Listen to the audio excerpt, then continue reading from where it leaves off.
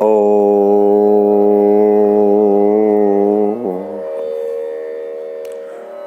नमः परमहंसा स्वादित चरण कमल चिन्मकरंदाय भक्त जन मानस निवासाय श्री लक्ष्मी नारायणाय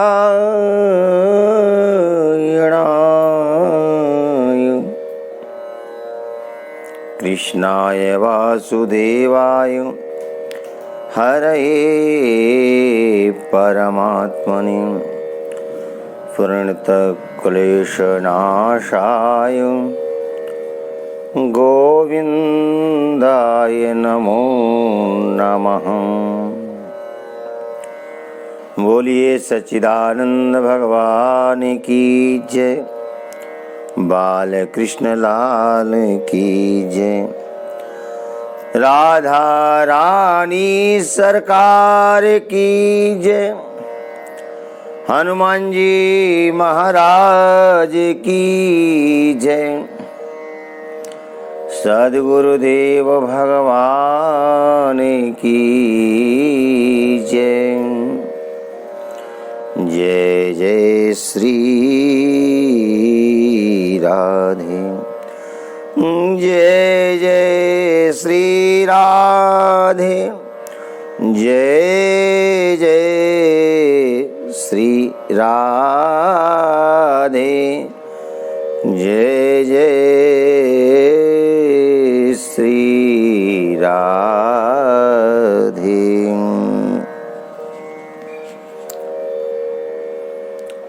अनंत कोटि ब्रह्मांड नायक परात्पर जगदीश्वर अखिलेश्वर नंदनंदन भगवान श्याम सुंदर की वांग्मय प्रतिमूर्ति श्रीमद्भागवत महापुराण भगवान भागवत के चरणों में अनंतशः प्रणिपात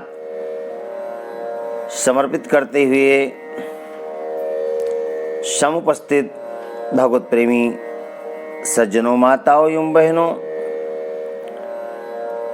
बहे सत्संग की गंगा अरे मन चल नहा आए, जिसे तू भूल बैठा है उसी से फिर मिला लाएं।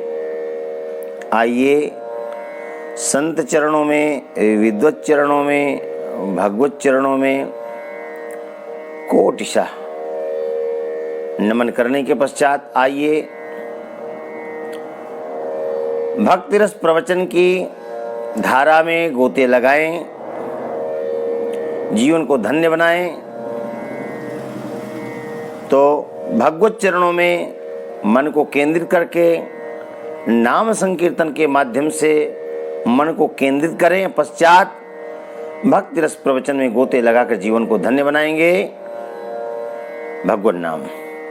गोविंद जय जय गोपाल जय जय, राधा रमण हरि गोविंद जय जय, राधा रमण हरि गोविंद जय जय, गोविंद जय जय बोलो गोपाल जय जय, गोविंद जय जय बोलो गोपाल जय जय, राधा रमण हरि गोविंद जय जय, राधा रमण हरि गोविंद जय जय।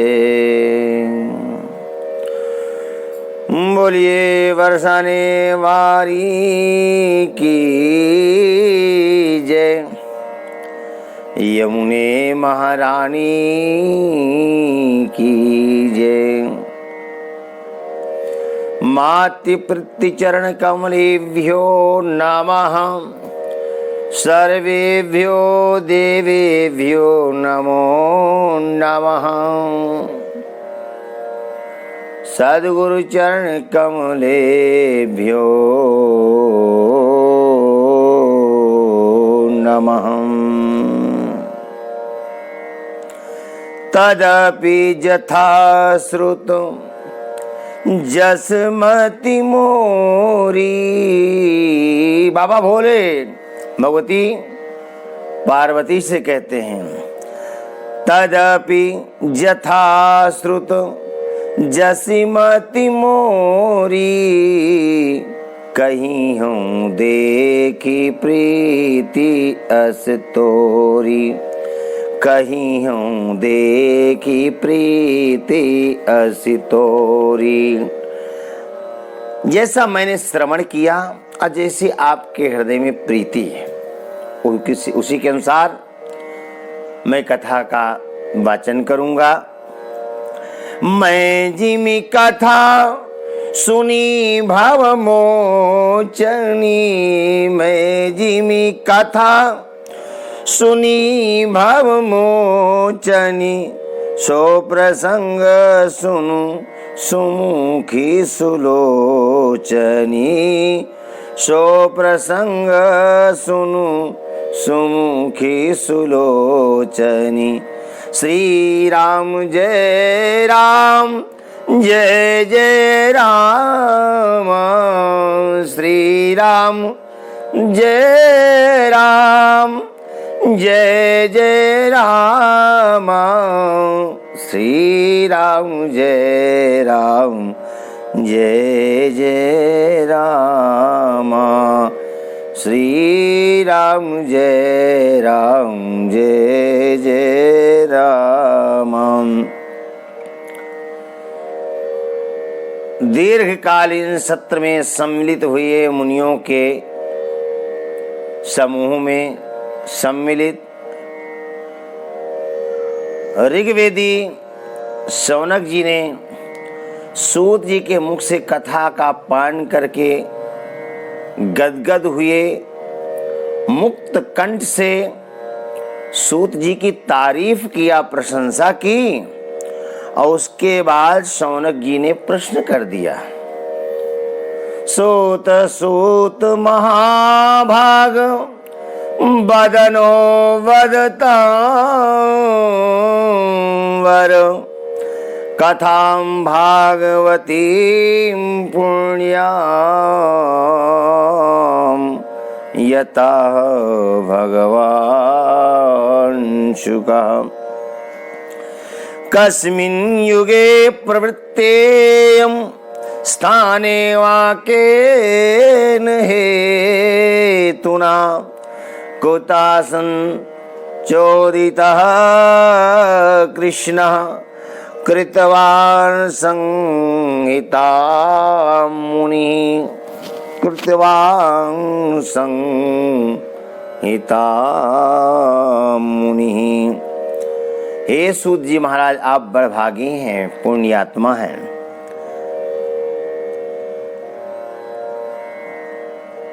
और बड़े दयालु हैं। आप तो हमें वही कथा सुनाइए जो कि भगवान सुखदेव ने राजा परीक्षित को सुनाई है। ये बताइए भगवान। सूत सूत महाभाग, हे महाभाग, कस्मिन् युगे प्रवृत्तेयं स्थाने वा केन हेतुना। ये कथा किस युग में और किस स्थान में और किस कारण से हुई और किसकी प्रेरणा से कुता सन्नोदिता कृष्णा कृतवान संगीता मुनि। ये परमहंसों की संगीता को भगवान व्यास ने किसकी प्रेरणा से रचना की, हमने सुना है। तस्य पुत्रो महायोगी,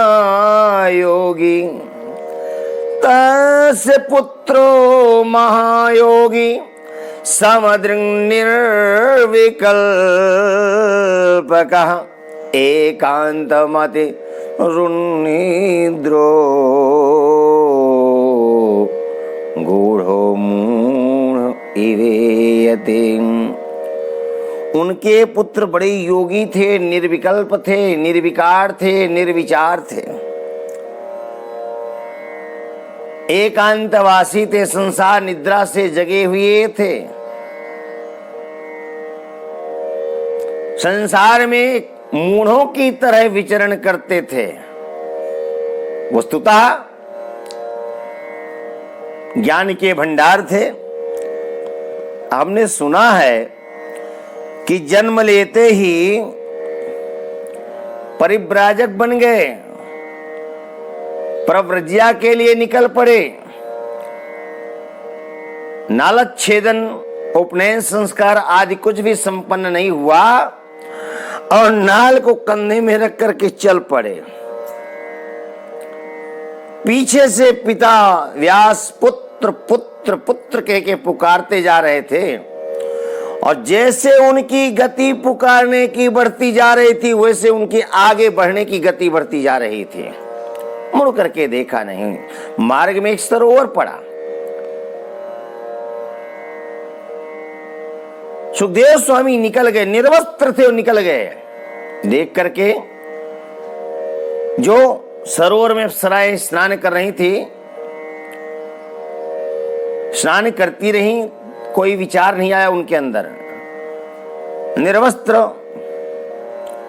दिगंबर भगवान सुखदेव निकल गए, किसी प्रकार का विचार आया नहीं।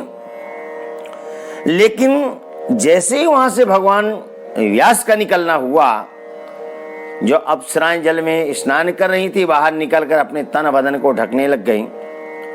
इस दृश्य को देख करके भगवान व्यास से रहा नहीं गया। भगवान व्यास ने कहा, ओ बेटियों, अभी मेरा युवा पुत्र आपके समक्ष से निकल गया।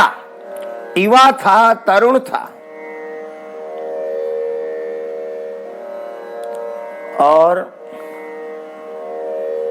निर्वस्त्र था, जिसको देखकर आपको लज्जा आनी चाहिए थी, आप लोगों को लज्जा नहीं आई। और जो कि मैं आपके पितृतुल्य हूं, पिता के समान हूं, मुझे देख करके लज्जा आई और तन बदन ढकना आपने शुरू कर दिया। ऐसा क्यों? तब उन अप्सराओं ने कहा, भगवान ठीक कहा आपने कि पुत्र निकल गया, निर्वस्त्र निकल गया, युवा पुत्र निकल गया, देखकर लज्जा नहीं आई। सच में लज्जा नहीं आई। क्यों? एकांत मत रुण निद्रो गूढ़ो मूढ़ इवेयते। मूढ़ों की तरह संसार में विचरण करते हैं, रहते हैं, निर्विचार हैं, निर्विकार हैं। तो जहां पर विकार रहित स्थिति है वहां पर विकार कैसा? कोई विकार नहीं। और जब विकार नहीं तो विचार कैसे? और जहां विकार वहां पर विचार। आपके अंदर ये विकार आया, रिश्ता बताया कि हम आपके पितृतुल्य हैं, पिता के समान हैं और आप मेरी बेटियों के समान हैं। तो जहां पर विकार आए वहां पर विचार आए और जहां पर विचार है वहां पर मर्यादाएं हैं। हे ऋषि श्रेष्ठ, इसलिए मर्यादा है। ईश्वर, दाढ़ी वहां बनाई जाती है जहां पर दाढ़ी है और जहां पर दाढ़ी नहीं वहां किस चीज का? क्या बनवाएं? स्त्री पुंभिदा न तो सुतस्य विविक्त दृष्टि। आपके पुत्र की दृष्टि में कौन स्त्री कौन पुरुष यह भेद ही नहीं है। जहां भेद नहीं वहां मर्यादा कैसी? वो तो अभेद है। तो अभेद में अभेद की नजरिया और जहां भेद है वहां भेद की नजरिया। आप में द्वैत है इसलिए द्वैत का आचरण किया, वो अद्वैत है इसलिए अद्वैत भाव को हम भी रही। स्त्री पुंभिदा न तो सुतस्य विविक्त दृष्टि। भगवान सुखदेव उन्मत्त मुंह की तरह विचरण करते थे। कथमालक्षिता पौरे संप्राप्ता कुरुजांगलम। कुरुजांगल आदि प्रांतों में भ्रमण करते हुए बढ़ रहे हैं।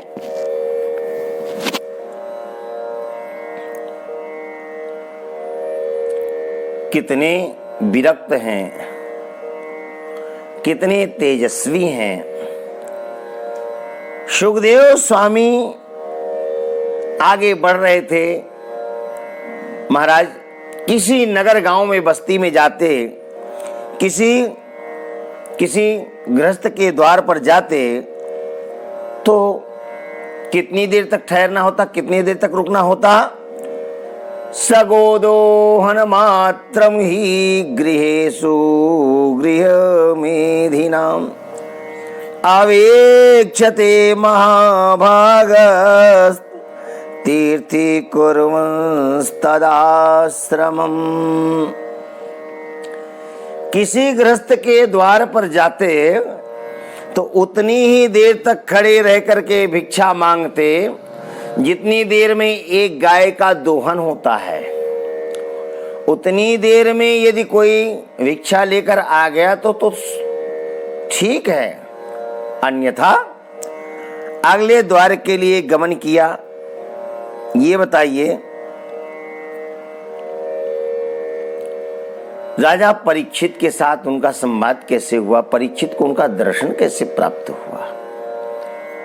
और वो गंगा के तट पर सहसा कैसे पहुंच गए?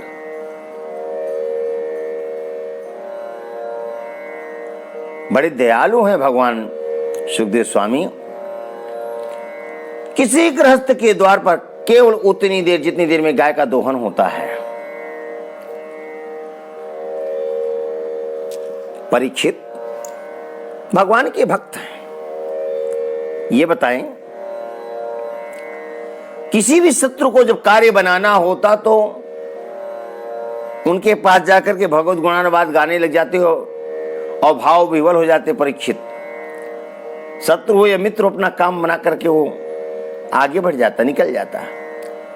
ऐसे भगवत समर्पित अभिमन्यु नंदन परीक्षित को कैसे भगवान सुखदेव का सानिध्य प्राप्त हुआ और जवानी में ही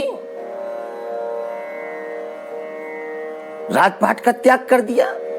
क्या कारण हुआ? जिन्होंने गर्भ में ही भगवान का दर्शन कर लिया था, ऐसी कौन सी परिस्थिति सामने आई जिसके कारण परीक्षित को राजपाट का त्याग करना पड़ा, गंगा के तट पर जाना पड़ा? आप इस कथा को विस्तार से कहिए, हम सुनना चाहते हैं। सूत मुनि का हृदय गदगद हो गया। सूत मुनि का सुनकार ऋषियों, 4 युग होते हैं, सतयुग, त्रेता, द्वापर और कलयुग। तीसरा युग पूर्ण हो रहा था, द्वापर और कलयुग का प्रारंभ होने जा रहा था। द्वापरे समनुप्राप्ते तृतीय युग पर्यये जाता पराशराद्योगी वासव्यं कलया हरे। द्वापरे समनुप्राप्ते तृतीय युग पर्यये जातः पराशराद्योगी वासव्यां कलया हरे। द्वापर के अंत कलयुग के आदि में पराशर ऋषि के द्वारा भगवान कृष्ण द्वीपायन व्यास की उत्पत्ति हुई। द्वीप में है अयन जिसका, ऐसे कृष्ण द्वीपायन भगवान त्रिकालज्ञ संत हुए, लोक हितकारी संत हैं। कौन? बोले भगवान कृष्ण द्वैपायन व्यास। एक समय सूर्योदय की वेला काल में बैठे थे अग्निहोत्र आदि करके। भगवान भास्कर की अरुणिमा को देखा, एक अद्भुत ज्ञान की किरण खिली इनके जीवन में। भगवान व्यास ने सोचा आने वाला समय बुरा होगा, क्यों ना हम लोक हित में कुछ कार्य करें, जगत का कल्याण हो, लोगों का कल्याण हो। इसके लिए हमको कोई सद कार्य करना चाहिए, नेक कार्य करना चाहिए, अच्छा कार्य करना चाहिए। तो भगवान व्यास ने देखा क्या कि एक वेद है ऋग्वेद। ऋग्वेद को 4 भागों में विभक्त कर दिया। समय का सदुपयोग होना चाहिए। आप जब भी कभी बैठे कुछ ना कुछ करते रहें। अच्छा, कुछ ना कुछ करने वाला दुखी नहीं होता है। हाँ, कई बार करने के पश्चात भी दुख होता है। क्यों? अपने पुरुषार्थ से जब संतुष्टि नहीं होती तब। कई बार बहुत कुछ करने के पश्चात भी बहुत कुछ करने की इच्छा बनी रहती है, पूर्णता होती ही नहीं है। हाँ, वो अपने आप को अपूर्ण सा महसूस करता है। जो कर्मयोगी होता है, जो कर्मयोगी होता है, वो खाली नहीं बैठेगा। और एक एग्जाम्पल, हम एक उदाहरण देंगे। यद्यपि संसार में बहुत ऐसे लोग हैं, एक ही नहीं, पर जिसको बहुत निकट से परखा है, देखा है, समझा है, उसके बारे में। हमारे एक चचेरे भाई हैं और मौसी के भी पुत्र हैं। रिश्ता मौसी का भी है और चाचा दादा का भी है। भाई हमारे मिलिट्री के जवान हैं। तो मिलिट्री के जवान खाली कभी नहीं बैठते हैं, हमेशा पुरुषार्थरत रहते हैं। तो उनको हम देखते रहे, वो आज भी देख रहे हैं। अब तो रिटायर्ड हो गए और आज उनकी उम्र हम समझते हैं कि 62-63 के आसपास तो जरूर होंगे।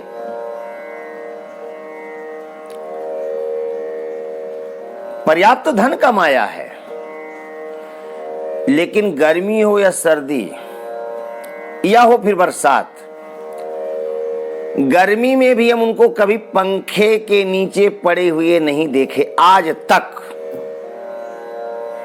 अवकाश में आते थे तब भी वो कुछ न कुछ काम करते रहते थे। और रिटायर्ड होकर आ गए हैं। ऐसे अनेक मिलिट्री के जवान हो गए, लेकिन जिनको हमने निकट से देखा उनकी बात कर रहे हैं। और सभी ऐसे होंगे, वो कभी पंखे के नीचे सोते हुए नहीं दिखे।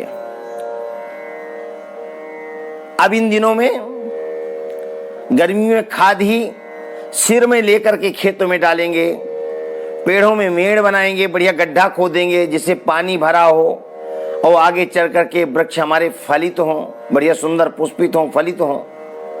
और नहीं होगा तो खेत में ही मेड़ बनाएंगे, नहीं होंगे तो खेत को ही समतल करेंगे फावड़ा से। जेठ का महीना हो या बैसाख का महीना हो, बरसात है तो खेत की जुताई भी करते हैं, निराई भी करते हैं।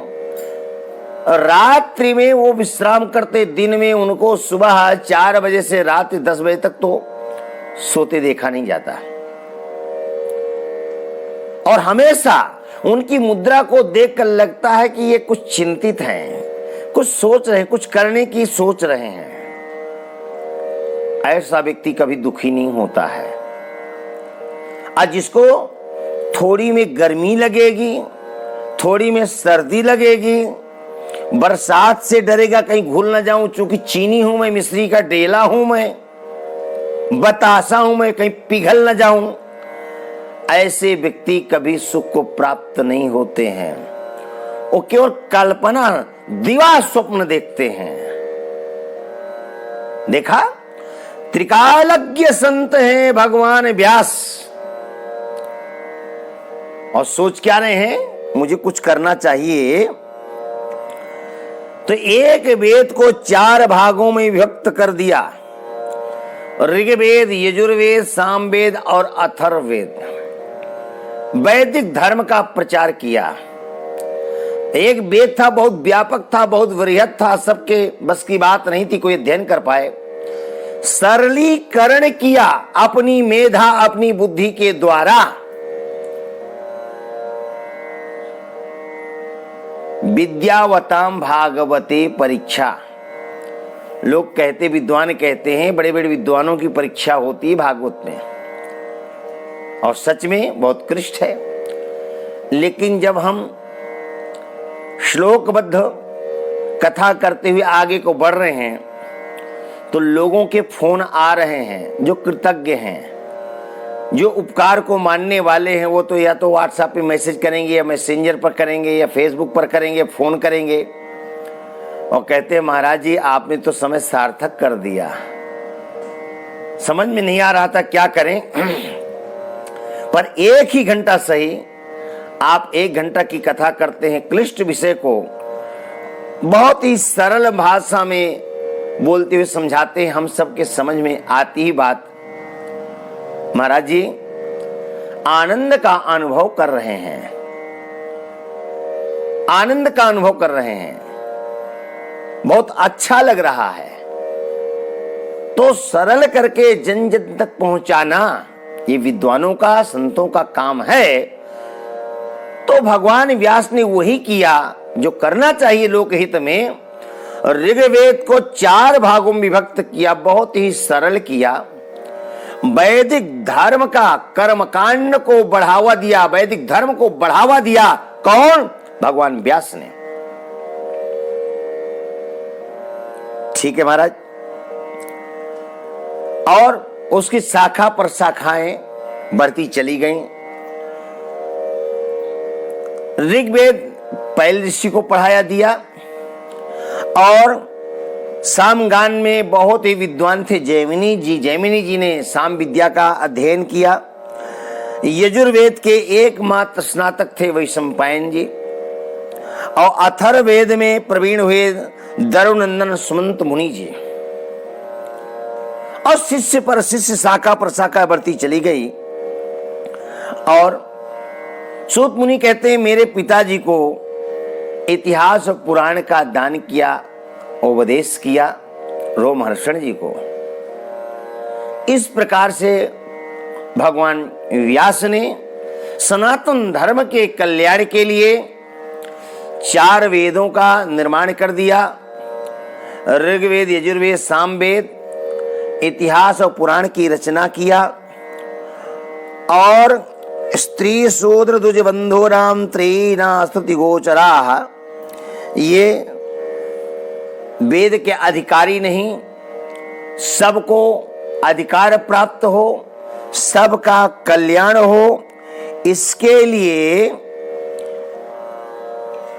लिए भगवान व्यास ने महाभारत ग्रंथ की रचना किया। क्यों? वेद को ही महाभारत में मानो परिवर्तित कर दिया, सभी वर्णाश्रमों के धर्मों का विभाजन कर दिया। सब लोग पढ़ें और अपना आत्म कल्याण करें, इस नजरिया से भगवान व्यास ने सरस्वती के तट पर बैठ करके महाभारत ग्रंथ की रचना कर दिया, जगत का कल्याण हो। अब एक वेद को 4 भागों में विभक्त किया, अग्निहोत्र करते हैं, संतों का सत्संग करते हैं, ओंकार का जप करते हैं, प्रणव का जप करते हैं। वैदिक धर्म, सनातन धर्म कांड को बढ़ावा दिया, ज्ञान को बढ़ावा दिया, महाभारत की रचना कर दिया। सब कुछ करने के पश्चात भी भगवान व्यास आज अपने को अपूर्ण पा रहे हैं, चिंतित हो रहे हैं।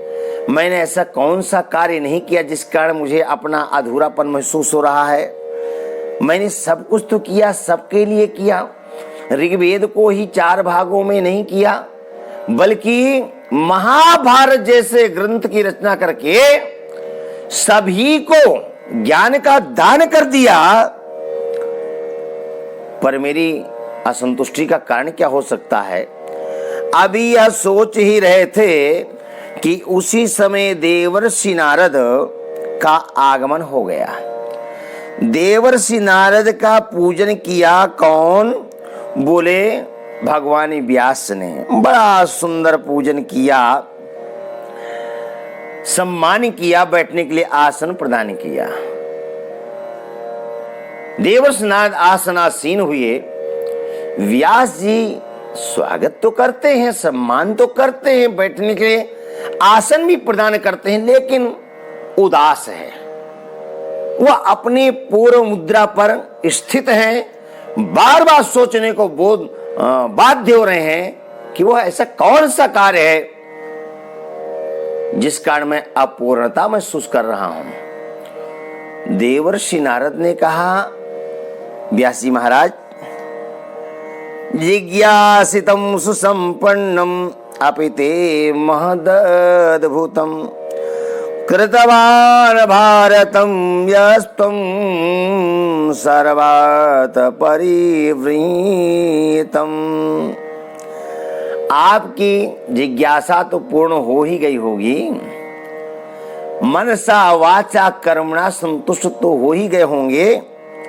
पाराशर्य महाभाग भवतः कचिदात्मन परितोष्यति शारीर आत्मा मानस एव। कहिए पराशर नंदन व्यास जी, मनसा वाचा कर्मणा आप संतुष्ट तो हैं ना? क्या अद्भुत आपने महाभारत ग्रंथ की रचना की है। जिज्ञासितम अधीतम च यत्तद्ब्रह्म सनातनम, सनातन ब्रह्म को भी आपने खूब पहचाना है। पर आप उदास क्यों हैं? हम आपकी प्रशंसा कर रहे हैं और आप कुछ असंतुष्ट से प्रतीत हो रहे हैं, क्या कारण है? भगवान व्यास ने कहा, ठीक कहा, अस्त्येव मे सर्वमिदं त्वयोक्तम् तथापि नात्मा परितोष्यते मे तन्मूलमव्यक्तमगाधबोधम् पृच्छामहे त्वात्मभवात्मभूतम्। आपने जो कहा ठीक कहा। मैं समझ नहीं पा रहा कि मैंने ऐसा कौन सा अधूरा कार्य छोड़ा है। आप ब्रह्मा जी के मानस पुत्र हैं, अगाध बोध है आपको। मेरे असंतोष का, मेरी असंतुष्टि का, मेरी अपूर्णता का कारण जितने ढंग से आप बता सकते हैं, मैं भी अपने उन कारणों को नहीं बता सकता। हाँ, देवर्षि नाथ का हृदय गदगद हो गया। देर आए दुरुस्त आए, ठीक है ना? यही होना चाहिए। अपने को कर्ता मान रहे थे, कर्म पर कर्म किए जा रहे थे, लेकिन जो कर्म करना चाहिए वहां गए क्या? जो अपेक्षित था, जो बहुत आवश्यक था, वहां तक पहुंचे क्या? नहीं पहुंच पाए। कर्मकांड में वेद को बढ़ा करके कर्मकांड में फंसा दिया। अब जो कर्मकांड में फंसा हुआ है वो कैसे ज्ञान कांड में प्रवेश करेगा? और उपासना कांड के तो 4000 ही मंत्र हैं, कर्म कांड के तो 80,000 हैं। ज्ञान कांड, कर्म कांड और उपासना कांड। ज्ञान कांड के 4000 मंत्र हैं, कर्म कांड के 80,000 हैं, उपासना कांड के 16,000 मंत्र हैं, अथवा 1604। आइए, देवर्षि नारद ने भगवान व्यास की ओर देख करके कहा, व्यास जी, मेरी ऐसी मान्यता है। क्या? भवतानुदित प्रायं यशो भगवतो मलम एनैवासो न तुष्येत मन्ये तद्दर्शनम खिलम। हमारी ऐसी मान्यता है व्यास जी महाराज कि जिस प्रकार भवतानुदित प्रायम यशो भगवतो मलम, जिस प्रकार भगवान का गुणानुवाद गाना चाहिए, आपने प्रायः ऐसा नहीं गाया। और मेरी ऐसी मान्यता है कि जिससे संतुष्ट नहीं होते वह शास्त्र अथवा ज्ञान अधूरा है। व्यास जी, जिस प्रकार आपने यथा धर्मादयस्यार्थ मुनिवर्यानुकीर्तिताः न तथा वासुदेवस्य महिमानुवर्णितः। आपने धर्म आदि पुरुषार्थों का जैसा निरूपण किया है, भगवान की महिमा का वैसा आपने निरूपण नहीं किया है। और जिस वाणी से, चाहे वो रस भाव अलंकार छंद आदि से अलंकृत भले ही क्यों ना हो, पर जगत को पवित्र करने वाले भगवान के, भगवान श्री कृष्ण के, भगवान श्रीमन नारायण के अनादि पुरुष के यश का कभी गान नहीं होता। वह तो कौओं के क्षेत्र के समान है। कौए का क्षेत्र क्या है? उच्छिष्ट जहां पर पड़ा होता है और जहां जूठन पड़ा होता है, वहां पर वह जगह अपवित्र होती है। और वहां पर मानसरोवर के कमनीय कमल वन में विहरण करने वाले हंसों की भांति वृषभधाम में विचरण करने वाले संत महापुरुष नहीं आते हैं। भगवत चरण बिंद्राश्रित परमहंस कभी नहीं आते हैं। इसके विपरीत जिसमें सुंदर रचना भी नहीं, जो सुंदर शब्दों से युक्त भी नहीं, परंतु जिसका प्रत्येक श्लोक भगवान के यश का गान करता सुयश सूचक है, वह वाणी लोगों के सारे पापों का नाश कर देती है। क्योंकि सत्पुरुष लोग, महापुरुष लोग, सज्जन लोग, भक्त लोग ऐसी वाणी का श्रवण गान और कीर्तन किया करते हैं। आप भगवान के अंशावतार हैं व्यास जी महाराज, आप भगवान के अंशावतार हैं। आप मुक्त पुरुष हैं, आप मुक्त हैं बंधनों से, आप मुक्त हैं, आप बंधन मुक्त हैं। और जब बंधन मुक्त हैं, साक्षात भगवान हैं, तो अब दूसरे के बंधन को खोलने का प्रयास करिए। आपने महाभारत ग्रंथ जैसे ग्रंथ की रचना करके कार्य तो अच्छा करना चाहा, लेकिन सकाम कर्मियों के लिए सकाम कर्म का उपदेश कर दिया, हिंसा आदि को भी स्थान दे दिया। अब आप तो भगवान है और आपकी माया के द्वारा जीव घुमाया जा रहा है, नचाया जा रहा है। आप किसी जीव को या मानव को आप कहें कि आज पुण्य करने से बहुत पुण्य मिलने वाला दान करिए, तो दान कोई नहीं करेगा। पर यदि उनसे कह दिया जाए पर आज का दिन अच्छा नहीं है, दान बिल्कुल नहीं करना, तो वो बात तो उनको अच्छी लग जाएगी कि दान नहीं करना। पर जिस दिन पुण्य का पर्व होता है उस दिन दान करो, उस दान को स्वीकार नहीं करते, अच्छी बात को स्वीकार नहीं करते, बुरी बातों को स्वीकार कर लेते हैं। तो आपने सकाम कर्म का आदेश कर दिया। आप साक्षात भगवान के अवतार हैं। समाधिना अनुस्मर तद्विचेष्टितम। आप जगत कल्याण के लिए भागवत का स्मरण करिए, भागवत ग्रंथ की रचना करिए। हम आपको कहते हैं आपके मन को शांति मिलेगी। भगवत गुणानुवाद करने से आपके मन को शांति मिलेगी। पर व्यास जी महाराज बार बार कहेंगे, भवतानुदित प्रायम यशो भगवतो मलम एनैवासो न तुष्येत मन्ये तद्दर्शनम खिलम। भवतानुदित प्रायम यशो भगवतो मलम। व्यास जी महाराज, जिस प्रकार प्राय भगवत गुणानुवाद गाना चाहिए, इसका गान करना चाहिए, प्राय आपने नहीं किया।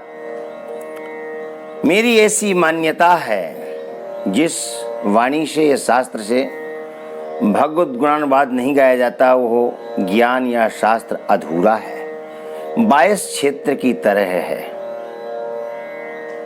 आपने तो रचना तो बड़ी सुंदर की महाभारत ग्रंथ की, लेकिन जहां पर पुष्प खिलाना चाहिए था, आपने कीचड़ को जन्म दे दिया। सकाम कर्म का आदेश करके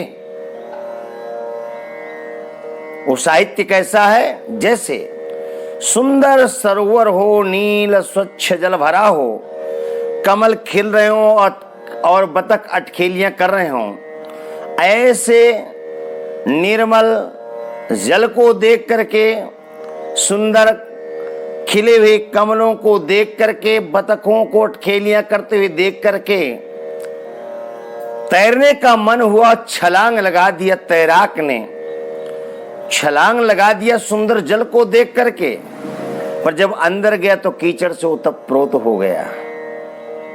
मतलब बाह्य साज सज्जा तो अच्छी, पर अंदर कीचड़ है, अच्छा नहीं।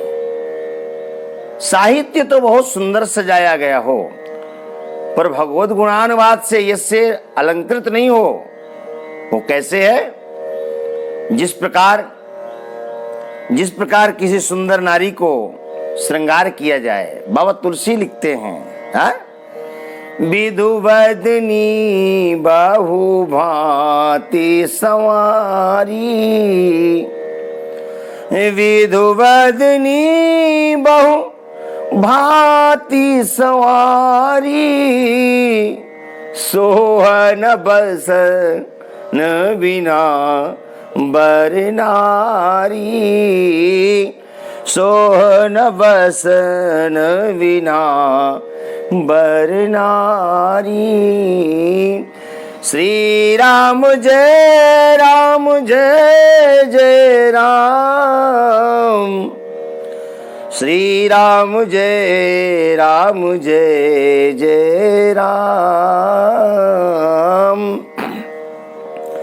श्री राम जय जय राम।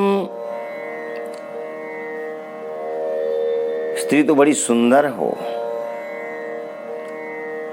बहुत श्रृंगार कर रखी हो, ठीक है, लेकिन वस्त्र न पहनाए तो क्या वह स्त्री सुंदर लगेगी?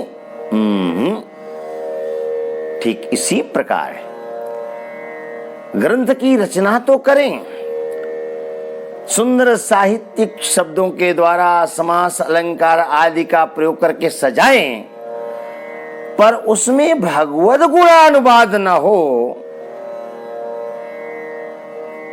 साहित्य किस मतलब का कभी सज पाएगा? नहीं। इसलिए आपसे निवेदन है, आप भगवद अवतार हैं, आप समाधि के द्वारा भगवान की ललित कथाओं का स्मरण करिए। समाधिना अनुस्मर तद विचेष्टितम, बंधन से मुक्त है और जीवों को बंधन से मुक्त करने का आप कृपा करें, प्रयास करें, मन को शांति मिलेगी।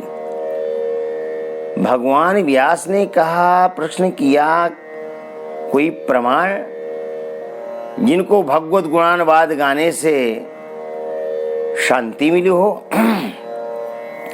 देवर्षि नारद ने कहा, दूर जाने की जरूरत नहीं है, मैं प्रमाण हूं।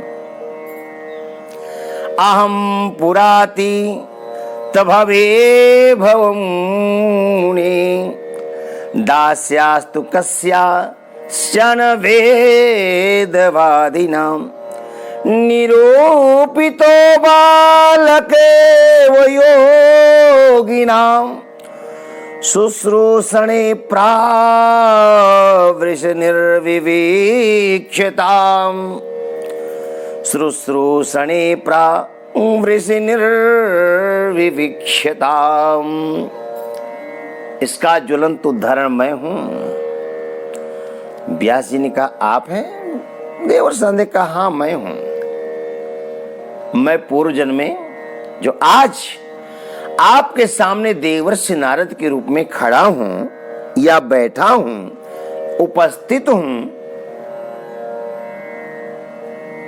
वर्तमान हूं, प्रमाण हूं। पूर्व जन्म में मैं दासी का पुत्र था। मेरी मां ब्राह्मणों के यहां दासी का कार्य करती थी।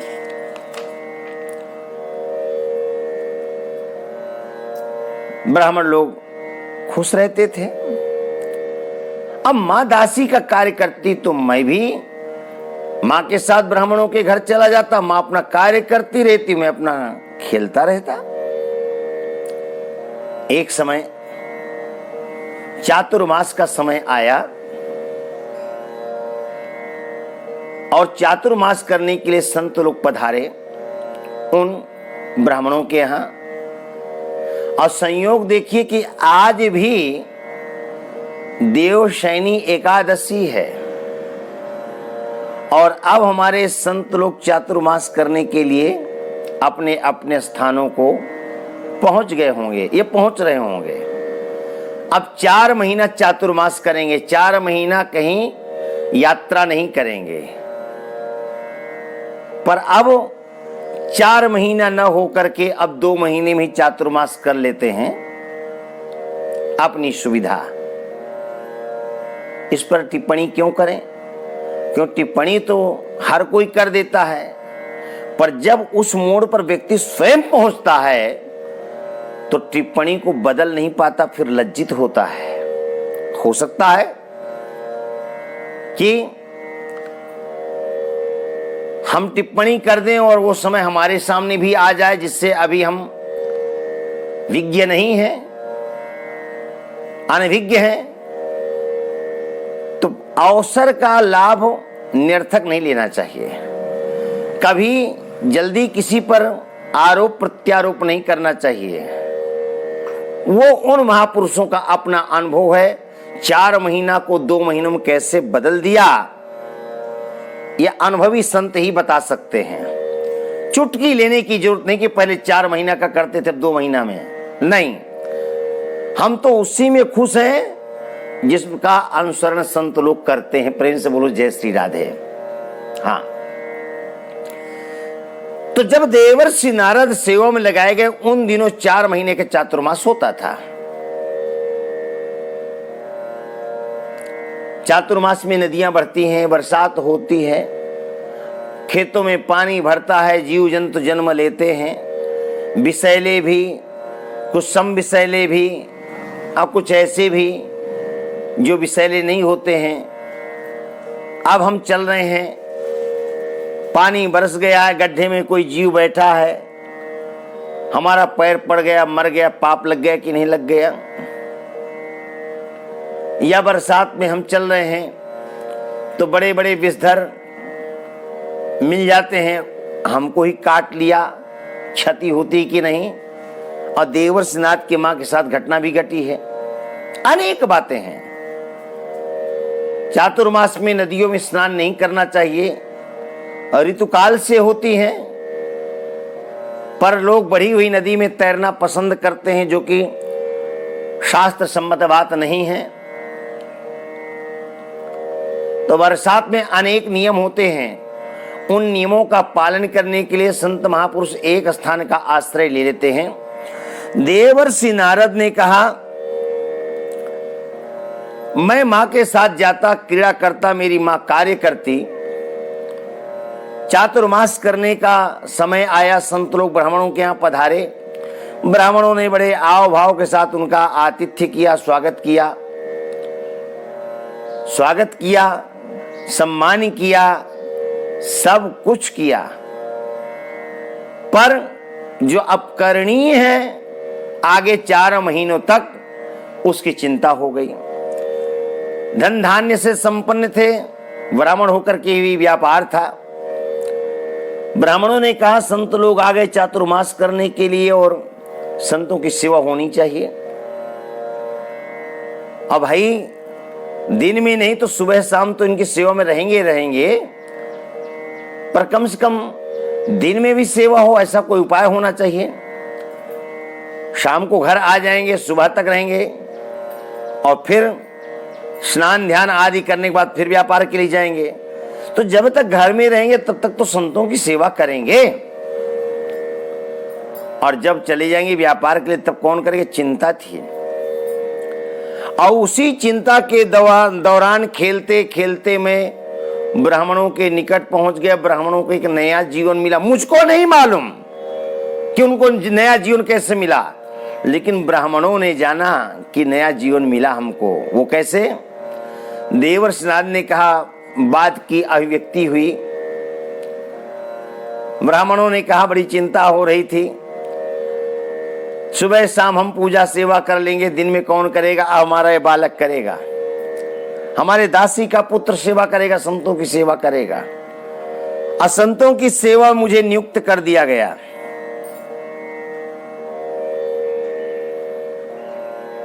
संतों ने मुझसे पूछा, बेटा आपका नाम क्या है? बेटा सेवा कर लोगे? मैंने कहा बाबा सेवा करूंगा। नाम पूछा तो मैंने नाम बता दिया, मेरा जो नाम था। अब लौकिक जगत का नाम था, माँ ने अपनी प्यार से रखा था।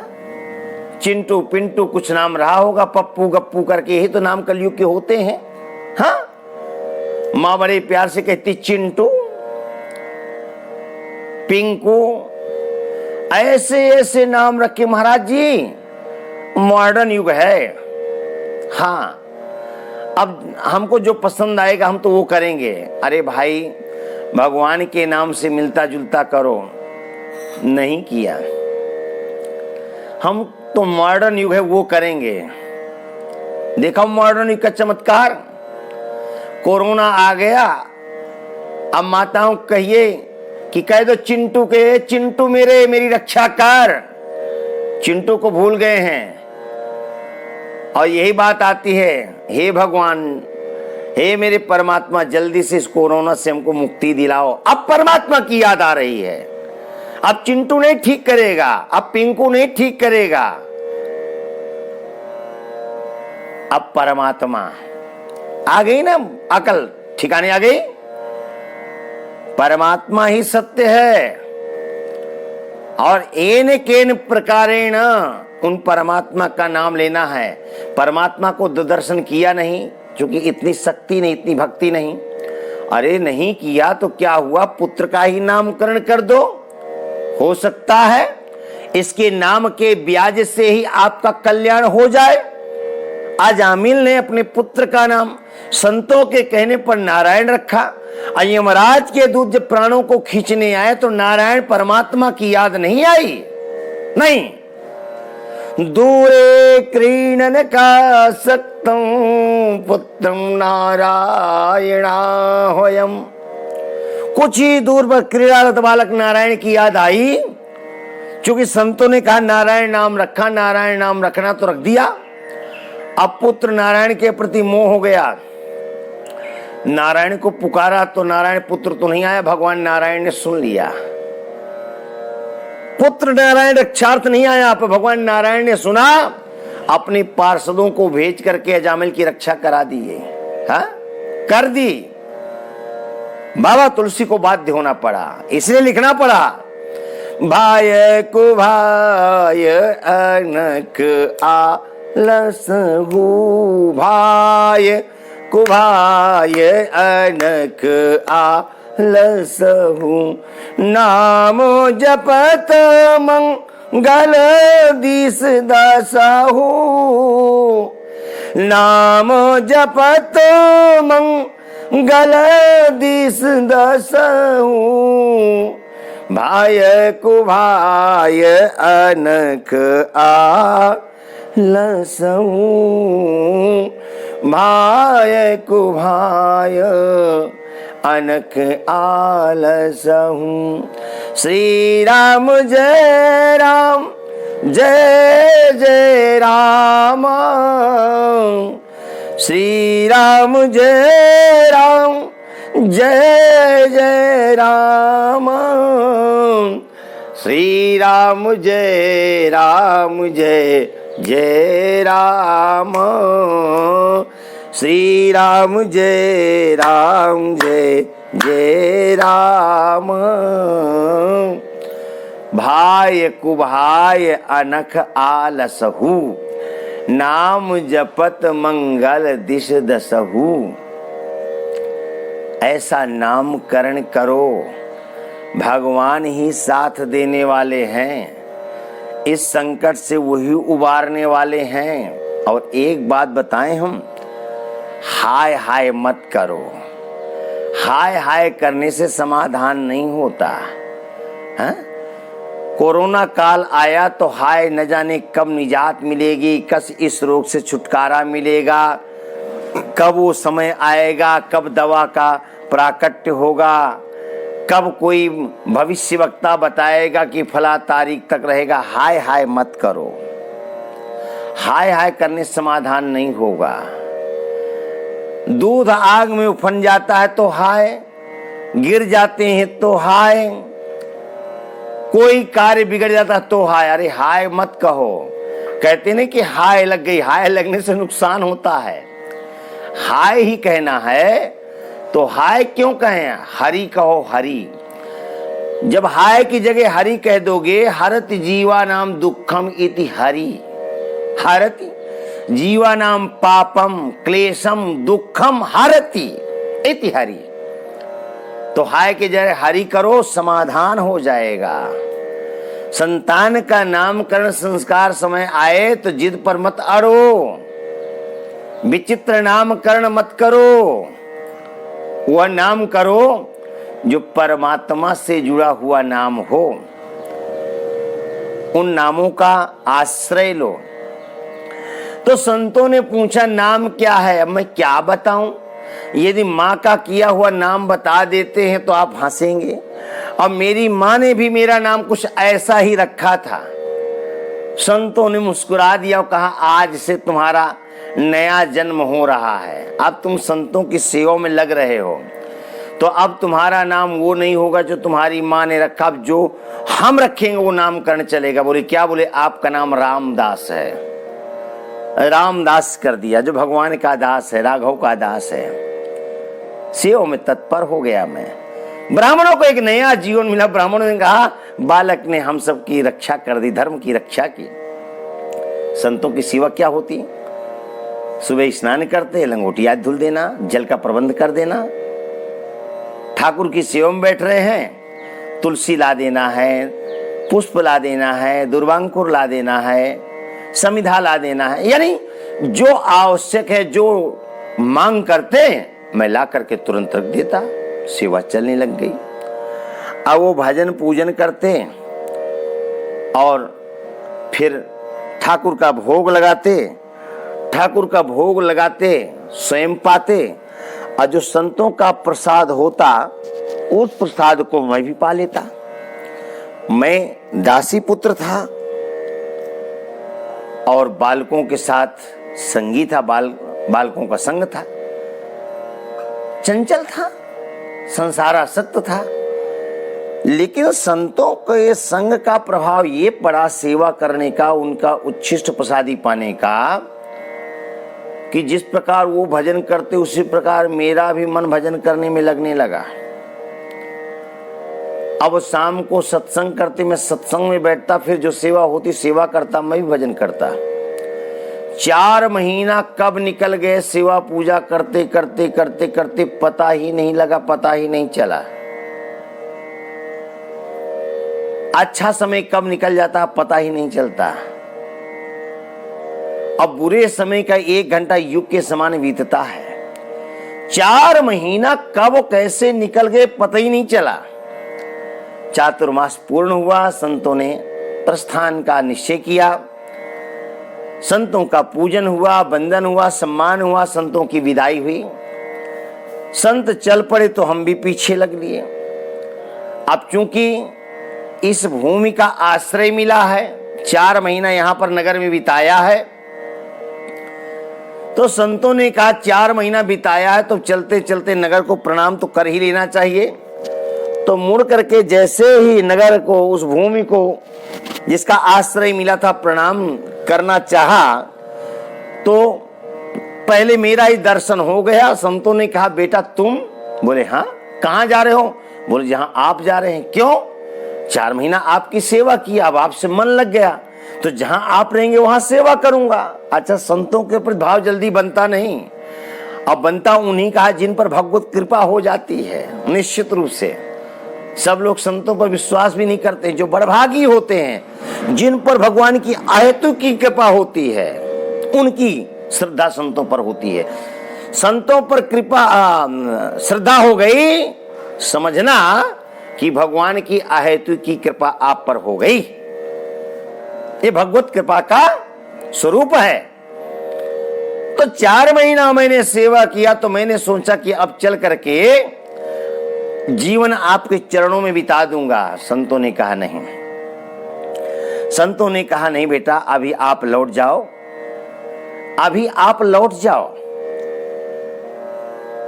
और जब तक आपकी मां इस संसार में मां की सेवा करो, और जब मां न रह जाए दुनिया में तब आप आना, भगवान का भजन करना, कोई रोकेगा नहीं।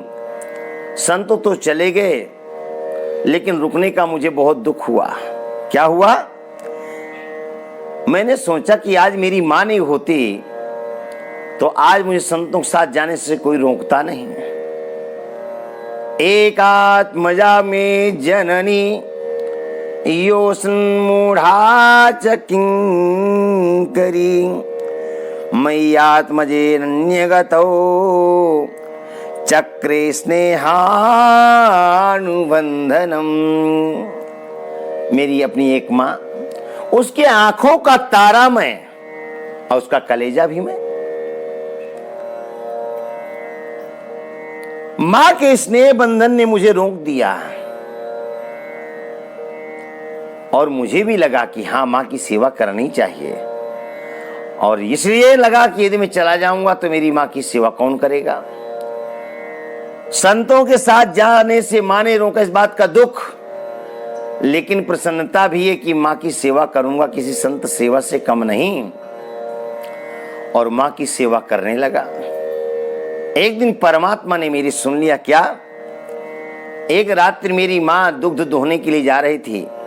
एकदा निर्गतां गेहात् दुहन्तीं निशिगां पथि सर्पो दशत्पदा स्पृष्टः कृपणां कालनोदितः। मेरी मां दुग्ध दोहन के लिए जा रही थी, बरसात हो रही थी, छप छप पानी में पैर रखती जा रही थी। मार्ग में कोई सांप पड़ा था, अंधेरी रात थी, पैर सांप के ऊपर मां का पड़ गया, विषधर सर्प ने डंस मारा, मेरी मां की मृत्यु हो गई।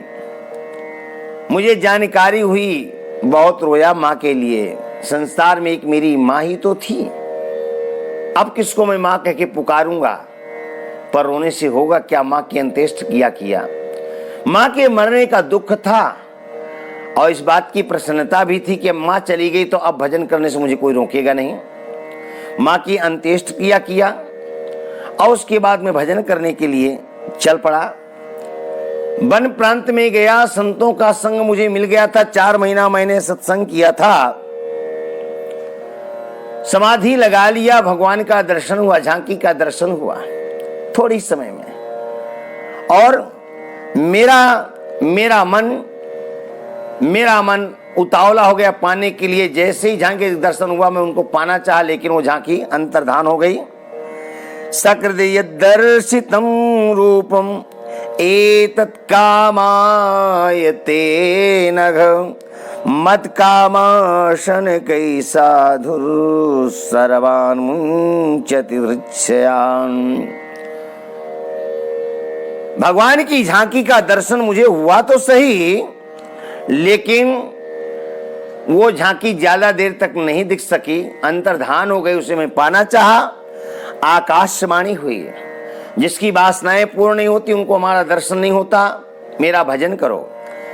जगत का प्रलय होगा, ये जगत ब्रह्मा के उदरस्थ होगा, प्रलय काल में आप ब्रह्मा के उदरस्थ होंगे, और सृष्टि के आदि में, कल्प के आदि में ब्रह्मा जी जब जगत का सृजन करना चाहेंगे तो आप मेरे मानस पुत्र, ब्रह्मा जी के मानस पुत्र बनकर आएंगे, मेरे भक्त होंगे। मैंने आज्ञा शिरोधार्य किया, प्रलय का समय आया, जगत के साथ साथ मैं भी ब्रह्मा के उदरस्थ हुआ। कल्प के आदि में जब ब्रह्मा जी जगत का सृजन करना चाहा तो मैं ब्रह्मा जी का मानस पुत्र बना। वो देवर्षि नारद, मैं आपके सामने हूं, नाम पड़ा देवर्षि नारद।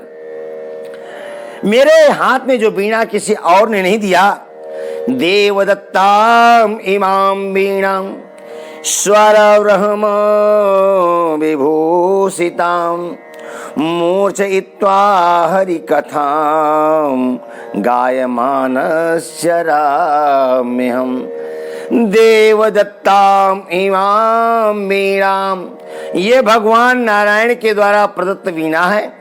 जब भी मेरा मन अशांत होता है तब मैं वीणा में स्वर की लहरी छेड़ता हूं। जब भी मेरा मन अशांत होता है, जब भी मैं विचलित होता हूं, वीणा सहारा देती है। स्वर लहरी को छेड़ता हूं, बुलाए हुई भांति भगवान दौड़े चले आते हैं। और जब भगवान का दर्शन हो जाता है तो मेरे मन को शांति मिल जाती है। भगवत गुणानुवाद गाता हूं तो मेरे मन को शांति मिलती है। स्वर लहरी में क्या करता हूं? भगवत गुणानुवाद गाता हूं, मेरे मन को शांति मिलती है। व्यास जी महाराज, आप तो समाधिना अनुस्मर यद विचेष्टितम, आप तो भगवान की ललित कथाओं का चिंतन करो, भागवत की रचना करो, आपके मन को शांति मिलेगी। यह उपदेश देकर के देवर्षि नारद चले गए। भगवान व्यास ने सुंदर सरस्वती के तट पर विराजमान थे। देवर्षि नारद की आज्ञा को स्वीकार किया। आगे क्या करते हैं, इस विषय की चर्चा अब कल के प्रसंग में होगी। तब तक के लिए कथा को विश्राम। गोविंद जय जय गोपाल जय।